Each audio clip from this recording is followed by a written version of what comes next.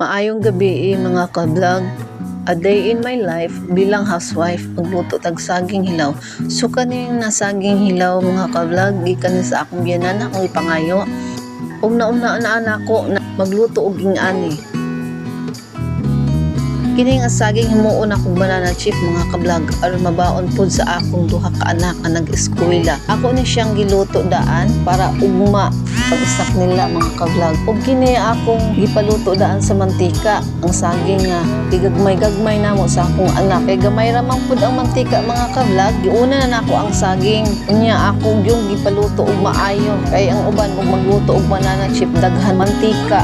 Unya unahon nila ang asukal kay ilaman ng tunawon pud ang asukal sa mantika. Usa pa dayon ibutang ang saging. Dijud kabalo.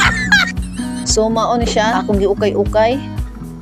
O gibutangan ako og asukal. Giukay-ukay na pud nako aron mabutangan tanan ato lang siyang halo-haloon kay aron mo tikit ug matunaw ang asukal sa saging. Lami gyud ni siya guys akong gihimo aron first time na ako magluto ng ani. Tinuod lang. Nakakaon ko ani permanente kay akong biyanan sige magluto og ani.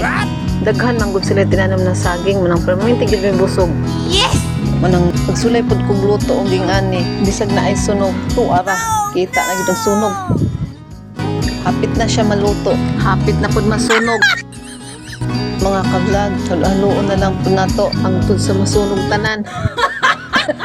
Joke lang, oy, mas mapagkaon na nato masunog tanan. Halo-haloon nato na siya hantod sa maluto na. Lagyan natin ulit ng sukal to mga ka-vlog para malasahan talaga natin ng tamis pag maluto na to mamaya. Sukay, nahisgutan naman jud nato ni katamis. Di jud ako na ipadapli ning ako ang mga followers kay sobra pa sa katamis ang gihatag ninyo sa ako ang mga followers nako. Nag-road to 3.1k na jud taan ni mga followers. Maunang daghan jud salamat sa inyo tanan kay nakaabot ko ana nga 3,000 mahigit saging akong handa. Joke lang. Bitaw, salamat jud sa inyo mga followers. Salamat jud sa inyo suporta.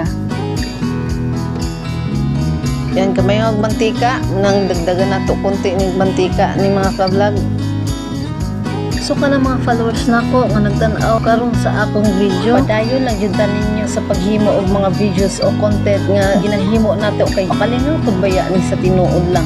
O nang i-enjoy lang jud nato ni mga madi lang intindihin ang tingog ko mga madi kay dili na jud na mautro ako tingog ba. Ng anak na jud ako tingog ubusin. So dayon pud ba nato mga madi ba mag voice over mga madi. Kung makaya ba paminawon kay ako jud mga madi maminaw ko sa akong boses. Nako, mautang jud ko. Diri lang sa tataman, salamat sa pagtan-aw ug paminaw sa akong gipang istorya. God bless mga followers ko.